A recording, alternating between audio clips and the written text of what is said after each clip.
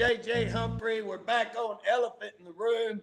I've got Bobby Cleveland with us. He's back from, where'd you go on vacation? Branson, wasn't it, Bob? Branson's, yeah. They got all y'all sick down there. They gave you all the COVID down there while you was there, didn't they?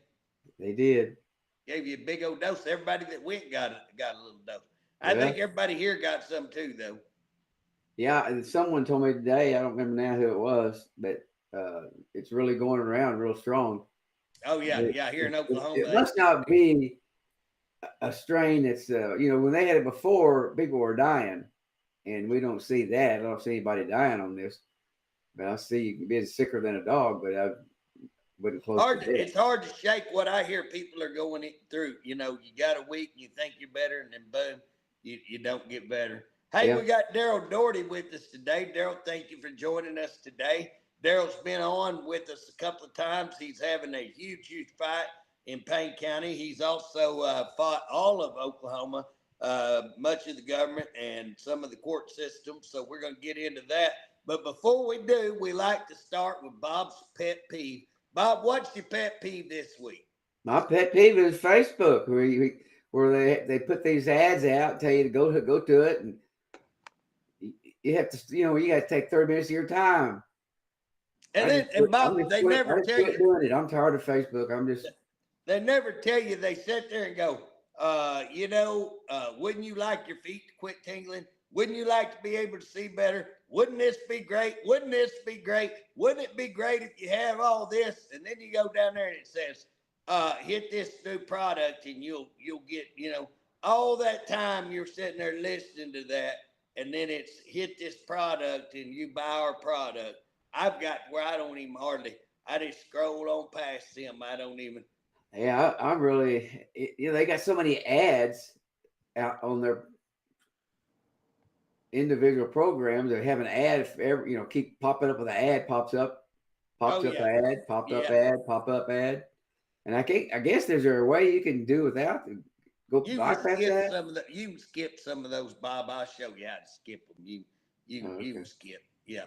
Well, hey, today, what we're going to get in today, guys, we're into a heck of a fight up there in Payne County. And so Daryl has been the person that has been organizing that grand jury petition there in Payne County. And so, again, what we saw was that right after we got the initial petition together, Daryl's son come out and declared abuse. Now, that's one of the reasons Daryl's the chief organizer of this, because he's been having to fight DHS. He's having to fight the court system in Payne County and Noble County. And so that's why he's been involved in this. His son comes forward.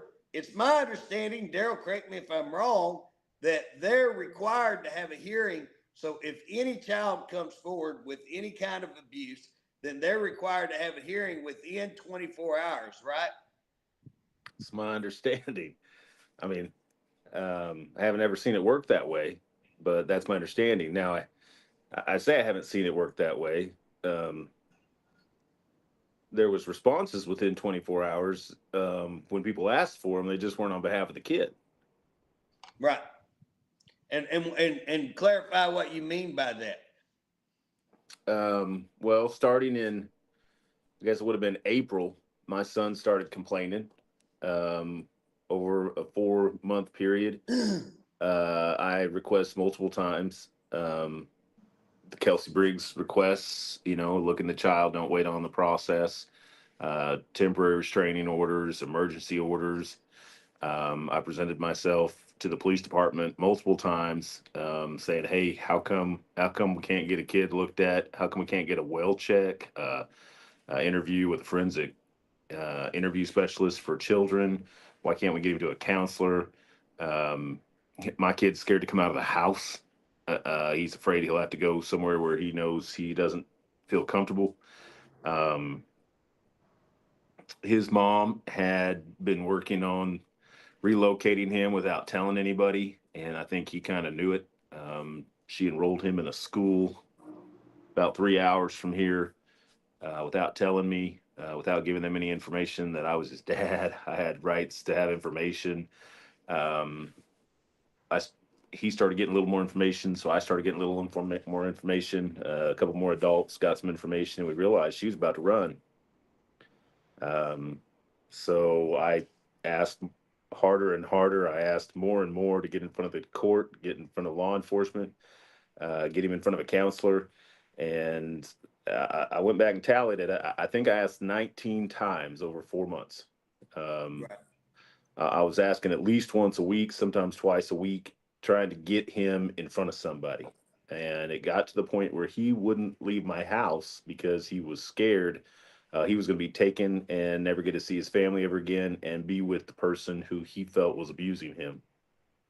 Hey, Daryl, let me also tell our listeners, because you mentioned an act there called Kelsey Briggs Act. And so Right. for our listeners that you understand, in Oklahoma history, several years ago, there was a child called Kelsey Briggs, and that child was repetitively beaten and came in front of the system, in front of judges, DHS workers, continuously with broken arms, broken legs, broken bones, all kinds of things. And they continued to have hearings and put off hearings and talk about what they're going to do and try to make plans. Well, in the meantime, Kelsey gets killed by her abuser and put in a freezer, locked in a freezer. And it was months later, I think, that they finally found her. Out of that act came the Kelsey Briggs Act, which basically says that law enforcement, if you have abuse, law enforcement must be contacted, and that you can't sit around and wait days or months while talking about having a hearing or setting up hearing. You have a duty to act. So while we're talking today, I need you to keep in mind we're going to refer to the Kelsey Briggs quite a bit because officers have a duty to act. The judge has a duty to act. The DA has a duty to act. I believe government officials have a duty to act. If you know children are being abused and you do absolutely nothing, then you're guilty, you're complicit in that abuse, and it's not quite as bad as being the abuser, but it's bad. I believe should be criminal. And again, I think we had to call people out on it. So you came forward, and about the time this petition, so you already had all this going, and about the time we filed this petition, your child comes forward and notifies police that there's abuse in his situation, correct? Right. Yeah, no, he spoke with 4 different police officers. He emailed a 5th police officer. He shared text messages from the person that he was afraid of, where she was threatening him. And then he eventually turned himself into the Payne County Youth Shelter for protection from this person. Yep. So basically, it's not just, I was with you when a judge said all this was hearsay. It's not hearsay because the officers heard it direct from your sons. And again, you would think a judge would know this. Guys, hearsay is if Daryl tells Bob something and Bob tells me. Okay, that's hearsay. But if Daryl tells me directly that this is what happened to him, it's no longer hearsay. It's straight to me. So we skip Bob because Bob, he'll get it wrong. He'll not get it right. So anyways, and that's why we honestly, I'm joking with Bob, but that's honestly why we have that in court, that we don't do hearsay, because when it passes through a couple of people, we tend to get the wrong information. So we have a rule to not have hearsay, but this is not hearsay. His son told the police directly. His son went and presented himself to the youth shelter and told them directly. And his son also provided this in documentation form showing threats.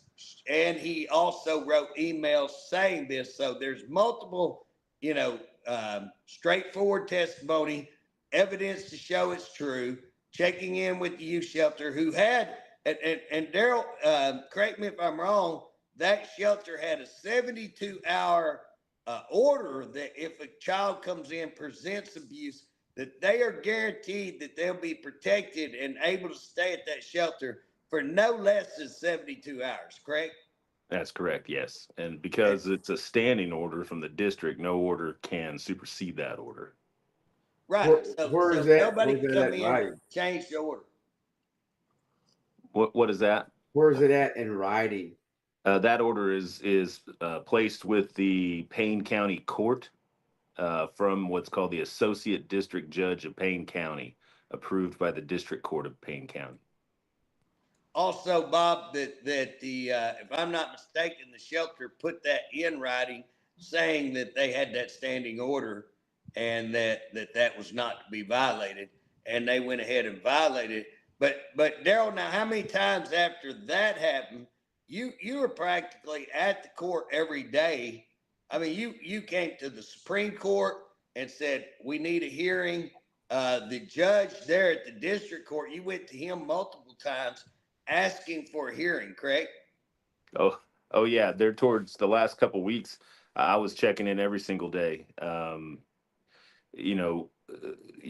eventually was imprisoned, but during my, in summer times when you're switching custody back and forth, you get longer periods of time. So she'd have 2 weeks, then I'd have 2 weeks. She'd have 2 weeks, then I'd have 2 weeks. So I actually, during my 2 weeks of custody at the end of the summer, asked for well checks while I had him, asked for emergency hearings while I had him, asked for temporary restraining orders while I had him, injunctive relief while I had him, so that there wouldn't be any interference with anybody's custody. We would get an opportunity to sit in front of a court. We would get an opportunity for the child to express himself, very legally and very respectfully, tried to work through the system while the system was completely ignoring the requirements by law of Kelsey Briggs' Child Reform Act. And so, correct me if I'm wrong, because I wrote this district judge multiple times myself saying, hey, you got to have a hearing. You're required to. And more or less, I'm going to just kind of state what I thought. He said he was going to recuse because he didn't feel like that he could do that because he was the judge and you were the chief person over the grand jury. He was over the grand jury, and that it'd be conflict for him to get involved in your kid's case. Now, am I kind of getting that right? Yeah. Interestingly enough, he had said he was recused and wouldn't engage my case even before the grand jury was filed. So April, May, June, and 2-3 weeks into July, he wouldn't enter my case already because he felt conflicted. So even before the grand, why did he feel conflicted in that? I wasn't aware of that. Why was he conflicted then? During that period of time, I actually have a lawsuit against Oklahoma DHS and the city of Stillwater and another case against the city of Stillwater. And he presides over the case against the city of Stillwater, in which the city of Stillwater actually claimed he was the city of Stillwater claimed he was acting illegally from the bench. Because of that, he felt conflicted.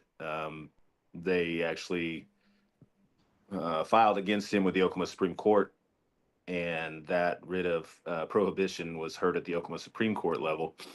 And so he said he was conflicted because of that case. Then the grand jury case came on, and I guess he double thought he was conflicted, so he couldn't be involved in my family case. But he has a requirement to find somebody. If he's going to recuse, then he should find somebody to hear that case and make sure that that problem is addressed, right? Yeah, the problem is he never actually recused. And so being not recused, everything still has to go to him because he's the lead district judge in Payne County. So everything goes to him, and then he decides which judge hears it from there. So because he never would actually recuse, he just said he thought he would have to recuse. I never could get any help for my son. And that's the game, guys. That's the game these judges play. They say, well, it's going to be this judge's decision. And that judge says, no, it's going to be this judge's decision. And while you're spending months trying to get them, and well, that's it. I've told you that's up to him. Well, I've told you it's up to him. You remember when you was a kid, you ran, and your mom and dad played you like that, and then they're probably in there laughing. You know what I mean? Because guess what? You can never get an answer to the issue. And months later, you're still trying to get resolution while they're sitting there saying it's not my case. And they won't even pick up pen and paper and say, hey, this is your case, or this, why don't you get on the phone, work it out? They won't do it because I think it's an intentional game. Him sitting there saying that he's recusing, but not assigning to anybody else to the case is, again, just dereliction of their duty. I think, in my opinion, that's dereliction of duty. And so, anyways, they moved on to somewhere right there at the end of August, right towards the last week of August. They turned around even after 3 weeks of being there practically every day, me writing them, not just you writing them, me writing them, me and you going to the Supreme Court. I mean, we went to Supreme Court multiple times that I went with you, and I know you went more than me, to say, hey, how do we get relief on this? Then what happens is that so you got to understand that for our listeners, we filed in this petition, we had it filed on the Supreme Court justice, because this has all been in front of the Supreme Court justice, and all of these cases all over the state, massive abuse of children, and that Supreme Court justice has done nothing. And so we put him as a subject of the grand jury. He ended up coming and visiting, which again could be coincidental, but I don't hardly believe in coincidence. But on the 25th, he visits. Now that's pretty key, because you got to turn around. We got a Noble County judge, one who there's a motion to disqualify. Now, as long as the motion is filed, that means he stayed. That means that judge cannot enter into that case until they rule on the motion to disqualify. This judge at Noble County has a motion to disqualify, and he can't get involved in the case.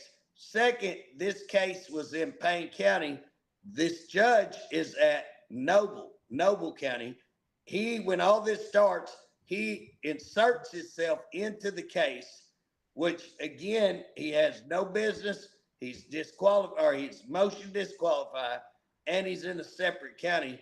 But he's also, this is the key, he's also a subject of that grand jury, which means he absolutely should not be involved in this case. But then he turned around and told you, ordered you to come to Noble County, even though it wasn't in Noble County, and told you to show up there, correct? Well, yeah, actually, I mean, I would have had to have gotten a notification for that hearing. And the notification would have to be 72 hours in advance, and he would have to ask my permission to have it in Noble County, because I have a right to have my hearings in Payne County. And none of that happened. So They had this illegal hearing without me. And then they determined that since I didn't show, I should be arrested for it. And so they issued warrants, 2 warrants that came down on the 28th of August. Now, guys, this Supreme Court justice just happens to be in the neighborhood 25th. On the 28th, we have 2 government officials who are subject of this grand jury. So get this, the subject of the number 1 judge in the state. He shows up 3 days. Then on the 28th, 2 of our top government people enter into the case saying they want their names removed. That same day, here comes this judge that has been illegally operating and who is subject of the grand jury, shows up with 2 warrants on that day. So you go in, you turn yourself in on those warrants, you have the cash bond ready to go, and the court clerk won't accept it, correct? That's correct.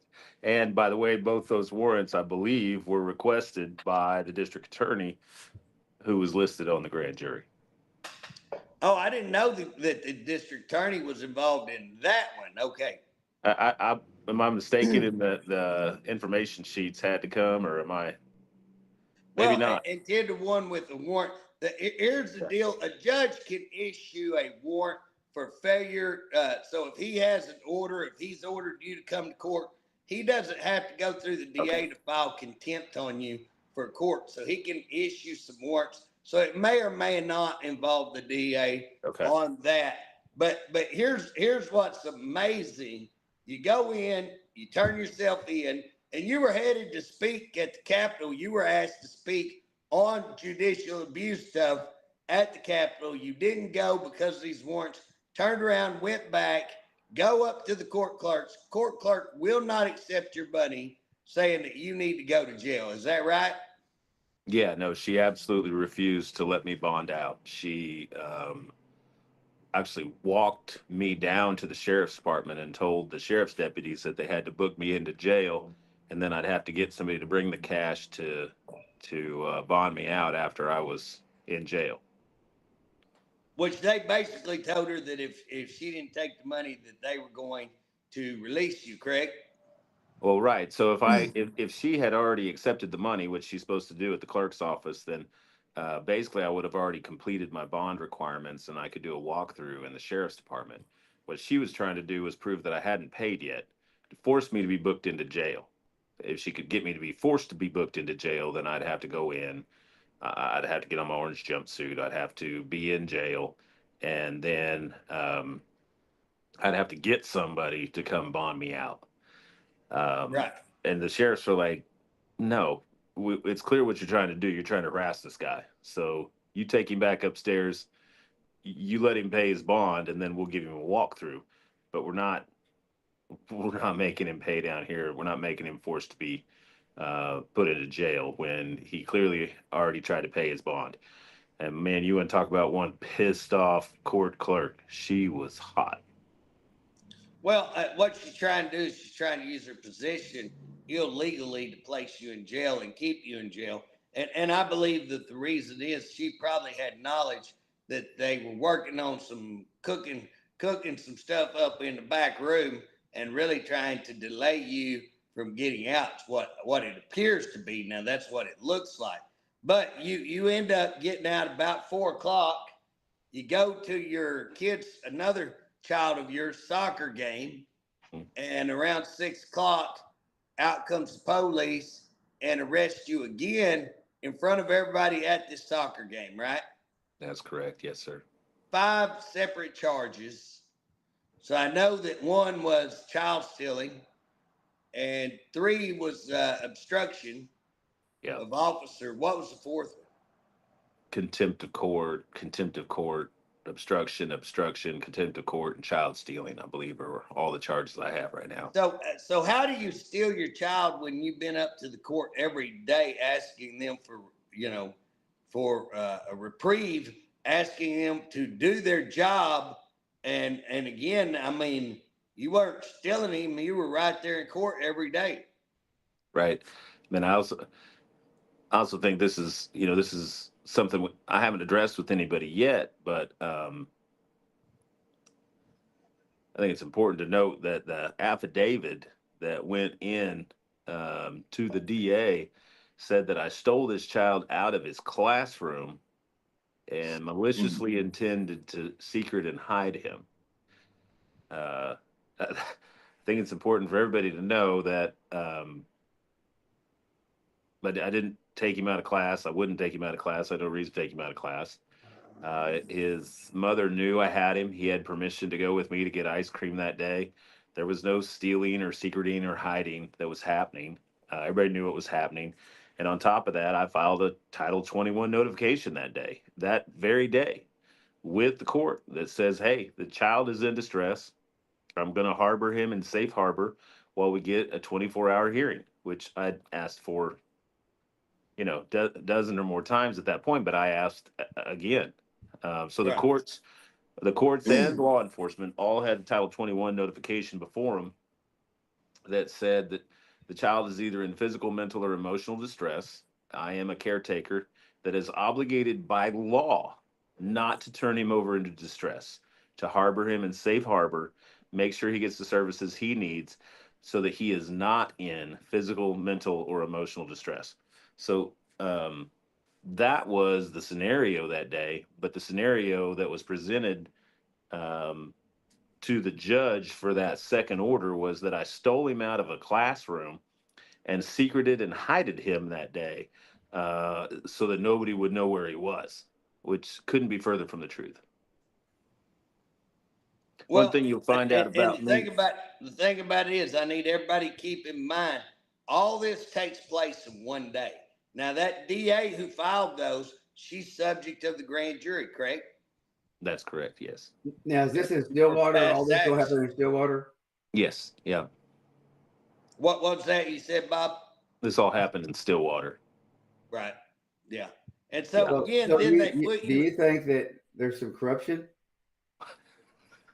That's why we ran the grand jury. Yes, sir. I think there's a whole lot of corruption. The corruption from Stillwater District Attorney's Office overlays in Oklahoma City in what's the case you've been working on? Jermaine Wood. In the Jermaine Wood. Tremaine Woods case. Federal attorneys have already determined a tremendous amount of corruption in the district attorney's office in Payne County, and I think that might be why it's getting so rough on me, is because they're trying to not see the corruption in my case and these other cases as that prominent case moving forward. Smack dab in the middle of the reason a young man might be put to death who didn't commit a murder. Yeah, it is insane all that's going on. But for them to issue $1 million bond, so they issue $1 million bond on you, and again, then use that bond to say, if you bring your kid in, we'll drop the bond. Correct? Yeah. So initially, it was $1 million bond unless the child was released to the police. Well, the police had asked that morning if the child could go to the Payne County Youth Shelter because the police knew it was illegal for them to turn a child over in distress. They knew that they could not break the Kelsey Briggs, Child Reform Act any more than the judge was supposed to, or the chief of police was supposed to, or the DA was supposed to. They knew they had a job to protect the child first and foremost. And so they were trying to get the child to the Payne County Youth Shelter to make sure he was safe. When the judge found that out, that he found out that the police were trying to get the child to the Payne County Youth Shelter, he changed my bond order from $1 million bond unless the child's turned over to the police. Once he found the police were trying to get the child to the youth shelter, he changed it to $1 million bond unless the child gets presented to the adult the child was claiming was his abuser. Then it would be dropped to $250,000. Well, why do you think the judge only got you for $1 million? Why would he not just do 2 or 3 million? Right, or no bond, right? I'm clearly a dangerous individual. Well, and in fact, Bob, we laugh about that, but the judge actually acted like that he had set many $5 million bonds. I'd like to go back and check him on that, because I really, I wanted to call BS on that. And if he is, then he's abusing the bond system. You know what I'm saying? You don't see that. We got to be careful because some of these things were sealed in camera testimony, but I would like to let the public know, a few things. Just when we talk about due process of law, it is very important for somebody who's accused of a crime to not have a district attorney presenting known false information, so that person has due process of law. It is also very important when a child is in duress that you don't have attorneys putting false information into court that would cover up that duress or those crimes against a child, or abuse, sexual abuse, physical abuse, mental abuse, neglect. And there seems to be a misunderstanding in the courts that you can lie as an attorney about abuse of a child, and that isn't a high standard. Again, we can't say, who and what and where on some of that sometimes, because then they come after you even harder. But there is not a higher standard. Then you cannot lie to cover up abuse of a child. And it doesn't matter whether you're a judge, an attorney, an advocate, a caretaker, a parent, guardian. You cannot lie to cover up abuse of a child, and you certainly can't do it in court. And there is no higher standard than that. That is the highest standard. Well, how did your grandmother get thrown in jail? How that come into play? Yeah, stunning situation. Guess just be 2 days after I was put in jail. Yeah, I'll tell you, once things start happening, people come out of the woodwork to let you know what's going on. There's a grandmother out of Cushing that's here in Payne County. Um, her granddaughter was scheduled to be with her for the afternoon. She was scheduled to take this granddaughter in for a standard check with the doctor, and when they went for that check, the doctor advised the grandma, "Hey, we have to call DHS. We have to call law enforcement." They called law enforcement and DHS outside of Payne County. Um, the Lincoln, What? Wait a minute. They have to have a reason they could do that. What was the reason? well, I'm not going to get into things that happened to a minor child, but they did actually state that because of the things that were happening to the minor child also presented an Okay. extremely high concern for self-harm. Right. And the person that had put her in that situation told the Payne County Sheriff's Department that he understands why she wasn't comfortable with him. So again, I'm not going to get into what's happening to minors, but the things that were happening to her had her in such distress, and she's a young girl, that she was also, put on a very high watch list for self harm because she was afraid. They were afraid she'd do something to herself because of what she'd been through. Um, so this doctor, by law, followed the law. Kelsey Briggs, required to report. Both the Lincoln County Sheriff's Department and the Stroud Police Department were notified, and this child was, my understanding, with advice or consent, or in a group decision with DHS, was taken to Integris Health down in Edmond for services. Um, the person who was allegedly the abuser went to go pick up the girl from the grandma's house. When the grandma said, "I don't know where she's at. You need to call the Stroud Police Department because they're the ones that made the determination of where she's going, and I don't know where she's at." Um, there was a assist to pick up order placed, just like was placed on me, and the grandma, you know, said, "I don't know where she's at, and if I did, I wouldn't tell you because you need to be working with the Stroud Police Department. You need to be working with the Lincoln County Sheriff's Department. They're the ones that made this decision to take this girl." And when she couldn't come up with the information of where the girl was or turn the girl back to this abuser, our district attorney filed a warrant to have her arrested for obstruction, just like she did on me.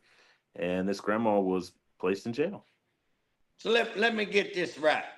Grandma does what's right, takes the child to a doctor. Doctor is not comfortable taking the child to the local authorities because he has no confidence in the local authorities. So he takes the child next door to another county. The law Now, enforcement of that county. hold on, let me stop you there. It's hard to read when you understand just what you have, in the courts. And so we're hoping to talk with this grandma, but I'm not sure why they went to the other law enforcement. But You say the other county, me? yeah. But what we do know is that when the guardian who asked the DA, who asked to have this grandma arrested, when he reached out to Lincoln County Sheriff's Department and Stroud Police Department, they told him they could not tell him where she was for the daughter's safety. But then when the grandma said, "I don't know where he is for their safety," she was arrested. So this gentleman already knew the answer. He was just mad. And so the question about why this was happening in another county, I don't have that for sure. All I have is the information sheet, and the probable cause affidavit. But yeah, they definitely went out of county for doctor visit, law enforcement, and DHS. But the grandma had the daughter in Cushing. Um, but hear this. This guy, law enforcement, both county and city, told this guy we're not telling you where the girl is. She Right. is in safe harbor with law enforcement and DHS and going to get services in Edmond. But then this guy has the police go to the grandma so that he can try and find her. And the grandma gets Well, arrested for not having the information. What DA is going to file on grandma for protecting a child, and then in the behalf of the abuser get a warrant on grandma? I mean, is that not insanity? Is that not the craziest thing? And again, that's She was just locked up, fingerprinted, put into an orange outfit. Oh yes, absolutely. And how long did this last? I don't know. I noticed there was like 4 days gap in there. So again, you don't get all the information here.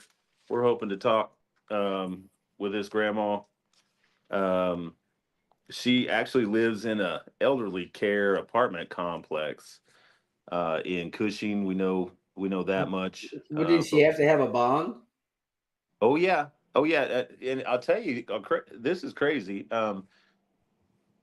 So there's two types of child stealing, and JJ, I kind of texted you this earlier because I think this is kind of an important piece of information. That most of the time, if you're going to have somebody arrested, you have to present them with a warrant. Is that correct? But then there's some exceptions where you don't. Is that correct?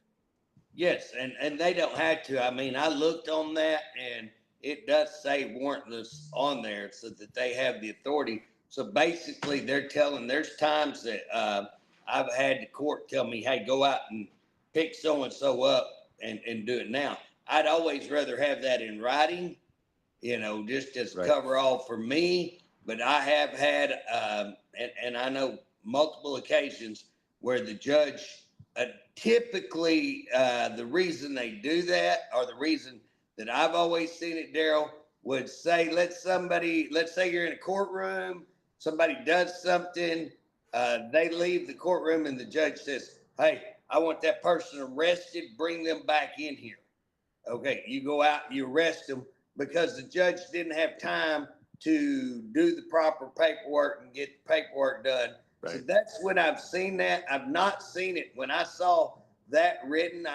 That's kind of a first for me. I've not seen that. So I think I can get to a little bit of it. So normally you want to have a warrant with you. Normally law enforcement wants to have this warrant, but sometimes there's these reasons why you have to go and you don't wait on the warrant, right?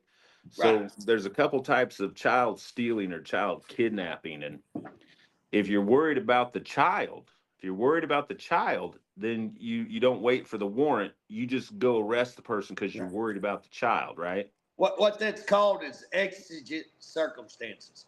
It's Right. called exigent circumstances. You have this extremely high, urgent need to arrest somebody, and you don't have time to wait on the warrant. So Right.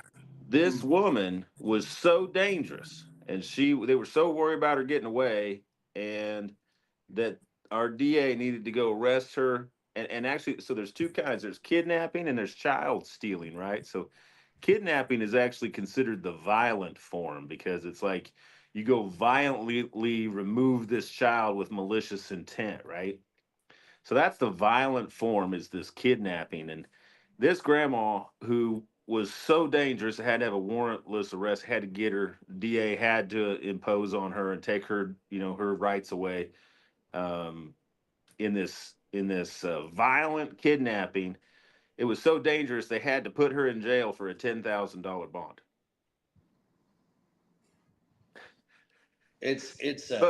But mine was a non-violent form of child kidnapping, and mine was $1 million bond. This all in the same county? Both of them within 2 days of each other. Both of them warrantless arrests. Both of them, they knew the child was being protected by an advocate, and they had both advocates arrested. That right there is insane. That's the kind of stuff that and that's why we're there in Payne County doing what we're doing in Payne County. Now, Daryl, when they arrested you, and again, it wasn't just the arrest. As you said, you're there every day trying to advocate for your son, trying to get a hearing for your son. trying to get justice for your son. So how much of that day, I mean, every day were you spending an hour, 30 minutes? I mean, you're out there running a business. You're out there trying to collect all these petitions, and you're the chief organizer. So you're trying to do that. And then how much of your time was taken because these judges, and specifically the district judge, was messing, not doing what they're supposed to, and forcing you to address all this. And you have the Noble County judge, and he's telling you, so you got Noble County, you got Payne County, both causing you to have to spend all this time. How much time did you lose on the grand jury because of being in jail and because of these things? At least 3 weeks. The first 3 weeks of the petition, I didn't really get to invest in it very heavily because I was trying to find my son. Right. My son was taken out of town. I was not notified where he went. He was enrolled in a school somewhere where I wasn't told. And so I was trying to work with the courts, trying to find out, why his stepdad didn't know where he was, why his stepdad didn't know where his little sister was. I was trying to help his stepdad find his little sister because she had taken 2 kids and disappeared with them. So the first 3 weeks, I really didn't get help either. But the next 3 weeks were really terrible because that was when I found out what was going on. I was filing with the courts to try and protect him. I was spending half my day trying to keep me out of jail. I was spending half my day either at the Payne County Court or at the Supreme Court. I actually had notes on the front door of my business that just said, "We apologize, we're closed. We'll do our best to be back tomorrow." And there were days when that note had to stay up for several days. So I wasn't just not working on the petition. I couldn't even go to work. I couldn't even run my business. I couldn't see my family, my wife, my other 3 little boys. It was stunning to be that locked out of the courts for just trying to protect kids. JJ, Do you think JJ, that? let me ask you this question. We all talked about the things going on at the Capitol, the corruption. And we know about the corruption, but we're not doing anything about it. Right. Just like with the Swadleys. This thing has disappeared now off the face of the earth, I guess. So what are you going to do about it? What can be done? Well, I mean, currently, I want JJ to answer me. Oh, go ahead. Sorry. Absolutely, Bob. So the first thing is we put the public view on it. You've got to put some sunlight on this because public is not aware of what all's going on. So one of the things we're doing with all of these grand jury petitions is across the state, we're putting some light on this, and we're showing these corrupt judges and DAs for who they are for trying to do these kind of activities. I don't think that what they're doing to Daryl was by accident or they weren't aware. They were intentionally trying to cause him harm to obstruct the grand jury. I think that's obstruction. So one, we're doing that. Second, we are again going after them, and that's what we're building up to here in a minute to show that I think we've got one heck of a case for obstruction, and we're going to get the right places to that. But you've got to build this case. You've got to just keep building and building. But again, I think that we continue to push on this grand jury, very public, because I believe that we're going to have the evidence to show that they corruptly did not do appropriately, even on the counting of the grand jury. And I think we're going to be able to show that. And I think that's going to be even more attention. And I think that we've got to go to the Supreme Court. I think we got to go to judicial complaints. I think we've got to go to the bar. I think we've got to go to the FBI. I think we had to publicly out the Attorney General and his involvement in this and put him out there saying, you're involved and you need to request. I hope to force all of these people to ask for a federal step in, either a federal investigation or a federal grand jury. That's my end goal, because I don't think we can get a fair trial there in Payne County. There's no way we're going to get a fair trial there in Payne County. If you don't mind me asking you this, there's got to be, if it's as corrupt as you're saying it is, there has to be other people that had problems too. You Well, can't I be think the only one in that county with the problem. right. So that's what I think. That's what we're saying is we didn't run this grand jury because of my kid. We ran this grand jury because of situations like happened to this grandma.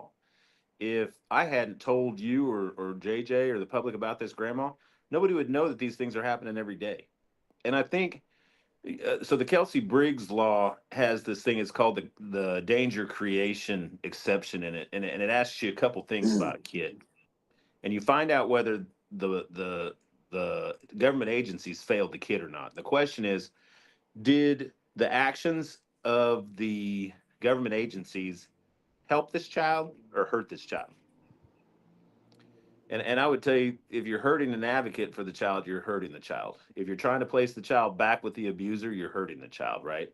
Well, and not only that, Daryl, but now if I'm sitting there and I watch Grandma get arrested for trying to protect her child, and tomorrow I'm thinking about doing the same thing.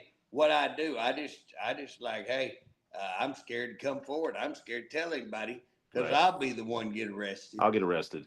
Absolutely. Also, think about the Payne County Youth Shelter. Think about kids that are trying to contemplate going and asking for a safe space. You think they're going to go turn themselves into the Payne County Youth Shelter right now? Absolutely not. You know what they Well, learned? They learned that if they turn themselves into the Payne County Youth Shelter, not only do they not get safety, they will get turned over to their abuser. That is what they learned from this situation. But what we have to understand is this situation happens all the time in the dark. All we're doing is putting some light on it. Well, and that's why when I went to Washington, D.C., that's what all that is about, is that this is going on all over the nation. The system is very, very corrupt. There's money ties to all this system. So we're trying to run bills to stop the money, to stop the flow of money, stop the abuse of the court system, these family court systems, CPS, and all that. Daryl, you know what gets me in your case is that we have government people come in and they file and say, we don't think we should be a part of this. Now, I don't think they have standing in that case. Just the fact that they're merely mentioned doesn't mean they have standing in this case. But they come in and insert themselves into this case. Now, here we are. We got the same court arresting people advocating, arresting grandma for protecting, arresting you for trying to protect. But then they rule on the side of people who are trying to quash, to stop this investigation and to keep it from getting to the public, to getting to investigate. And that's why those people were originally on there. Where does DHS come into play at, where they're trying to stop something? What's that, Bob? DHS. Are they trying to? That's why we have the DHS director on there, Bob, is because, again, you've got people that know this is going on. We way back there came to DHS and said, hey, you got this case, you got Daryl's case, you got the Woolley case, you got Chico's case, you got another person's case.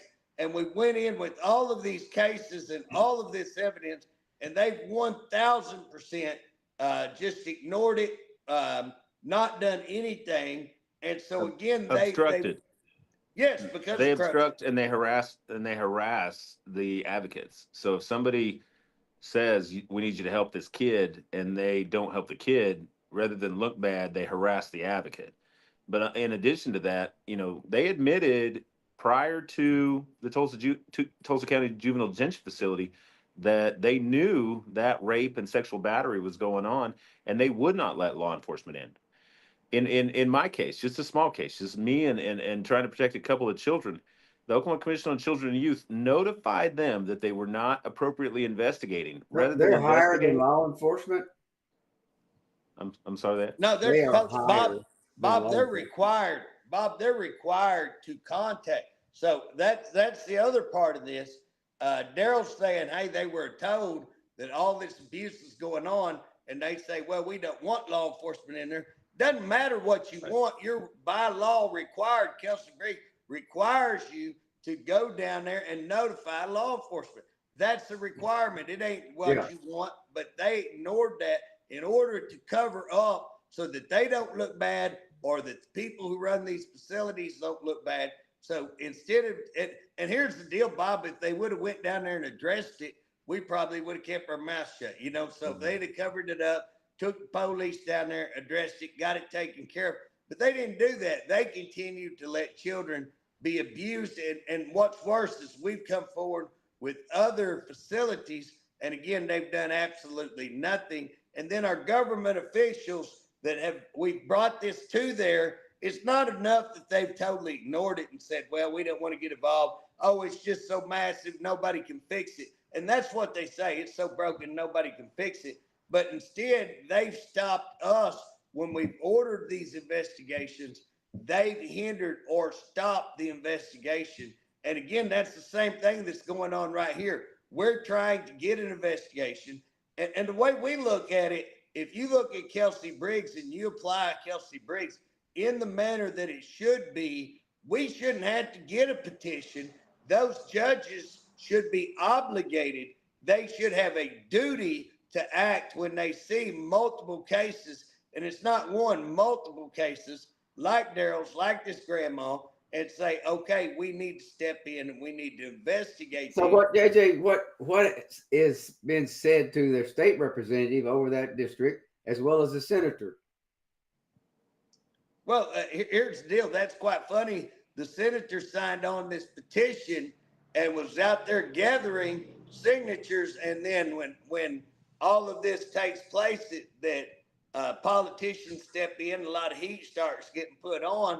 Well, guess what? They all start bailing, off the ship. And again, he bailed and didn't want his signature on there, pulled his signature off. What? The senator. Yeah, the senator pulled his signature off, wouldn't give us the signature pages that he collect, and again, I feel like if you want to talk about obstruction and you want to talk about problematic, that's problematic that you had, say, 70 people who signed that didn't have an opportunity to have their voice heard because we can't get this turned in. And again, who got to him to make him pull off? He didn't just pull that off because he pulled it off because he got the heat put on him. We know other people that's had heat put on them. And so again, that's obstruction. When you start using your influence to try to influence people to get them removed from that, to remove their name, that's obstruction all day long, easily. You just got to get them to admit that's what happened. And that's some of the stuff that we need to go in and look at, as well as if you look under U.S. code, it's very clear that the judges and it prohibits judges and politicians from collaborating, trying to obstruct. The mere fact that you file a motion to quash, that means a motion to stop, a motion to stomp it out. Guess what? The mere fact that you say that on face value, what it's saying is we're going to stop a grand jury. And again, one can say, well, that's a legal motion. Doesn't matter. That's a legal motion between the judges and them. They didn't have standing. Judge let it come in. They should have never been allowed to come into case, in my opinion. I'm not a legal person, but in my opinion, I don't believe they had standing. And then every motion that was filed pretty much got thrown back in our face. Did we get one motion? I mean, did we get anything? No. I think it's important to note that our local representative, not our local senator, our local representative signed on to this, and she was removed against her will. She didn't get a say in it. How could she be removed against her will? The attorney firm, Robert McCampbell and Associates, was representing Charles McCall, and he asked that she be removed. He asked that former Senator Connie Johnson be removed. He asked that JJ and I be removed. And JJ and I, they didn't give us notification in court. We only got, what was it, 6 hours notification?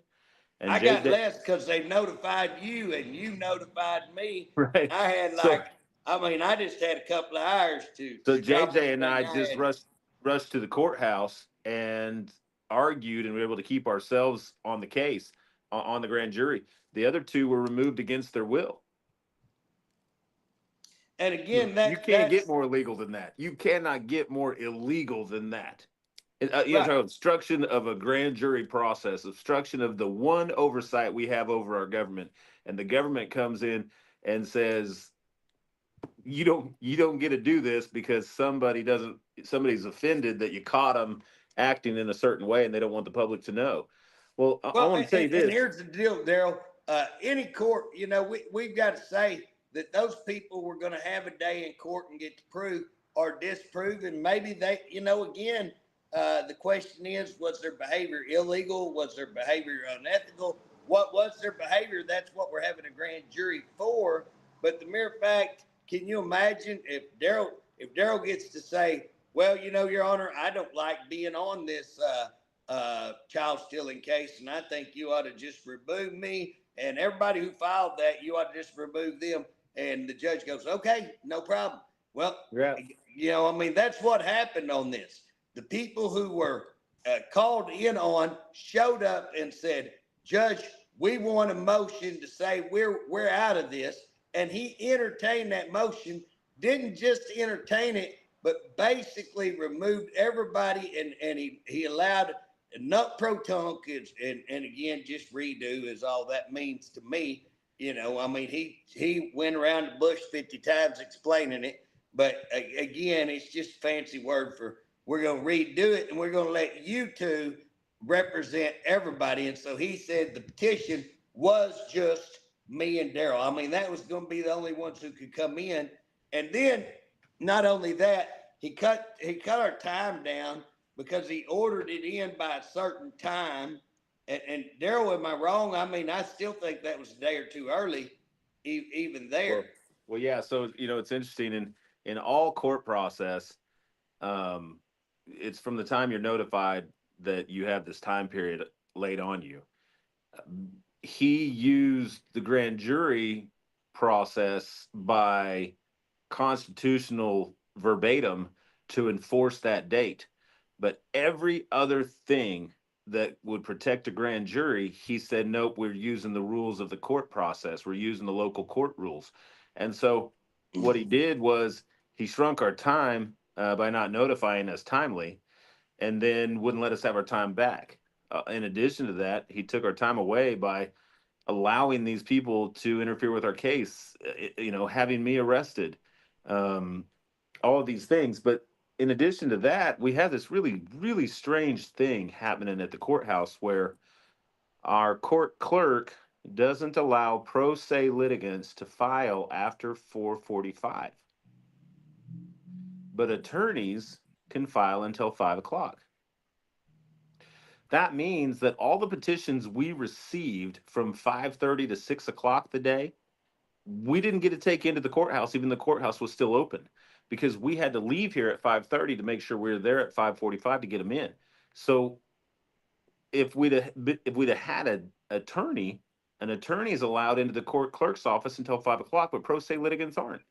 That is so insane. That is so illegal. Yeah, it's unfair. That is completely an unfair process. And so both of our major political parties here in Payne County were collecting signatures. Both the Republicans and the Democrats were collecting signatures on behalf of this. This was a very bipartisan effort. One of our major parties, all the signatures they brought in were not allowed into court because it would have gone in after 4:45 that day. Yeah, and again, you're supposed to be given a full day, and when they cut you short for a full day, that's a major problem. Hey, I also want something we missed is that when that DA did issue those charges against Daryl, then what we went back and looked for is the copy of those charges. Now, he got arrested on the 28th. Friday, was again the start, if you want to call it a holiday, but they were there, they were at work on Friday.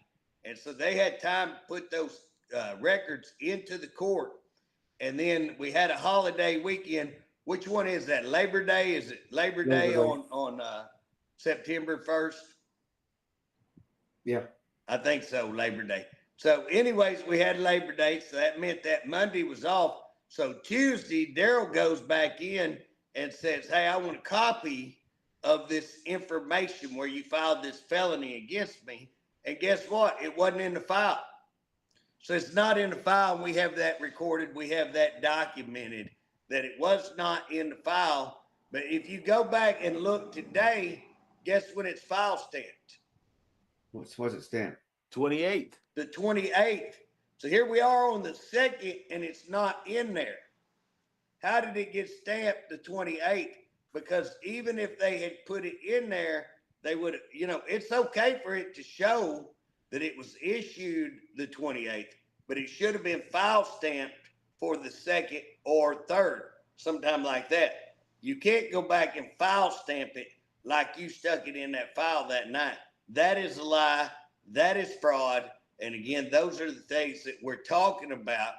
Now, here's what's even funnier. We raised an issue in the court the other day with the judge because he certified that there was only 2,300 votes in there or something like that. Right. And he said, this has been certified. Well, we came and said, well, Judge, how did you certify it?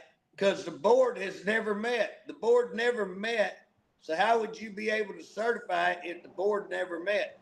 And he said, well, that's not his problem. That's the board's The problem. election board, right? The Yeah. election board has to certify the What numbers. board is that? The election board. The election board has to certify the numbers within 7 days of them being turned in. And the election board never had a meeting. We've verified that now. We've verified that with the chairman of the election board. They did not have a meeting. They did not certify the numbers. So until the numbers are certified, it's actually extremely illegal for a judge to speak with anybody on the election board or employed by the election board, so that it could not be construed as influence on the outcome. The judge told us in court that he spoke with the election board secretary in advance and told her what numbers he wanted and when he wanted them. And so she emailed him on the day he wanted what numbers he wanted. He told us all that in advance before we ever said a word. So she did exactly what he told her to do. Right. And so she never scheduled a meeting for the board to meet because she was giving him what he wanted. How much more? I think you guys have got a mess. Oh, It's unbelievable. It's unreal. But, Hey. could you believe, would you believe that, that you're going to have all these people who are subject, every one of these are subject to the grand jury, should not be allowed, should not be on there, should not be putting motions in, should not do anything. You got the Supreme Court justice showing up 3 days. Again, maybe that's on his schedule, maybe it's not. It just looks really sketchy. You got the I think you're going politicians. over your time, JJ.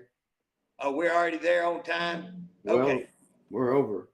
Oh, we're over. Okay, well, guys, we got so much to give and so much to talk about. We didn't even get to talk about Washington, D.C. and tying all this in.